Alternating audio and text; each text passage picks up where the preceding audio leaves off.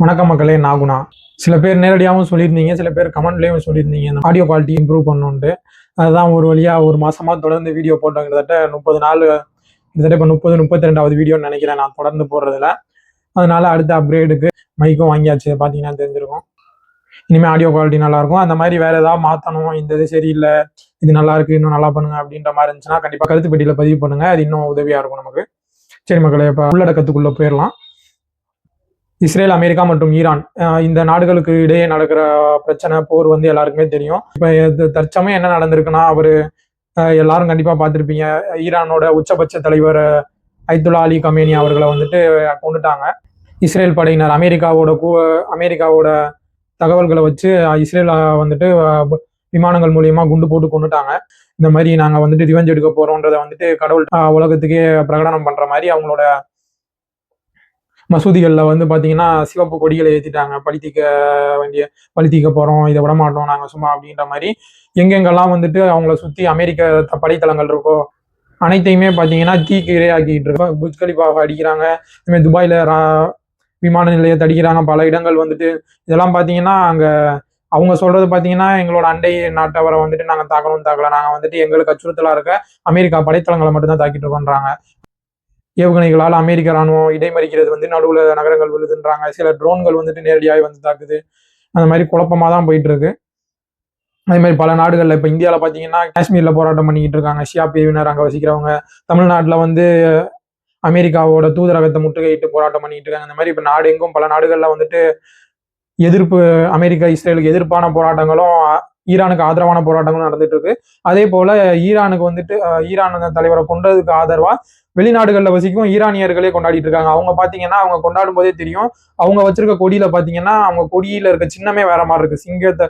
சிங்கத்தை அடிப்படையா வச்ச ஒரு லட்சணைய நடுவுல மையத்துல அந்த கொடி, தேசிய கொடி அவங்க ஏந்திருக்காங்க. அது பாத்தீங்கன்னா இப்ப இருக்க காமேனி அரசுக்கு 1979 அவங்க பிடிச்ச பிறகு வந்த இந்த அரசுக்கு அப்படியே எதிராக, அதுக்கு முன்னாடி ஈரானோட அரசர் அப்ப இருந்த ஆட்சியாளர்கள் பயன்படுத்தின கொடி அது. இப்ப அவரோட மகன் பாத்தீங்கன்னா வெளிநாட்டுல இருக்கார். அந்த அரசரோட மகன் அந்த 1979 புரட்சி நடந்த போது அவர் வந்து வெளிநாட்டுக்கு தப்பி ஓடிட்டாரு. இப்ப அவரை சப்போர்ட் பண்ணி அவர் வந்து இப்ப ஆளணும், இப்ப ஈரான் அவர் தான் ஆளணும்னு இருக்காங்க. ஆனா கண்டிப்பா இப்ப இருக்காங்க ஈரான்ல இருக்க தலைமை வந்துட்டு ஐஆர்ஜிசியில இன்னும் மீந்து இருக்கவங்க வந்து இதுக்கு வாய்ப்பே கொடுக்க மாட்டாங்க. ஈரான் தலைவர் பாத்தீங்கன்னா கிட்டத்தட்ட இந்த தாக்குதல் ஆரம்பிச்ச 2 மணி நேரத்திலே கொல்லப்பட்டுட்டாரு.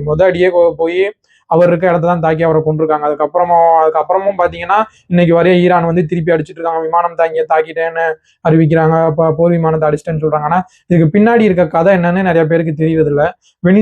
வெனிசுலால பாத்தீங்கன்னா இப்போ சில நாட்களுக்கு முன்னாடி அவங்க பிரதமரை தூக்கிட்டு போய் கைது பண்ணி வச்சுக்கிட்டு இப்ப அந்த நாட்டை அவங்க கட்டுப்பாடுல வச்சு அந்த எண்ணெய் வளத்தை சுரண்டறதுக்கான அனைத்து வேலையும் பண்ணிட்டு இருக்காங்க.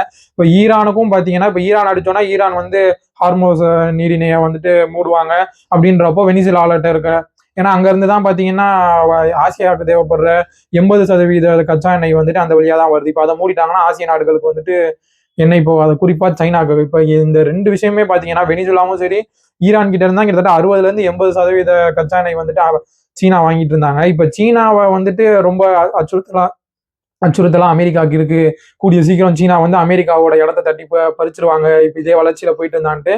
அதை வந்துட்டு கட்டுப்படுத்துறதுக்கு தான் இப்ப அமெரிக்கா வந்துட்டு இந்த மாதிரி வெனிசுலா அடிக்கிறது, ஈரான் அடிக்கிறதெல்லாம் பண்ணிட்டு இருக்காங்க. ஏன்னா ஈரான் பாத்தீங்கன்னா வந்து ரொம்ப முக்கியமான ஒரு நாடு.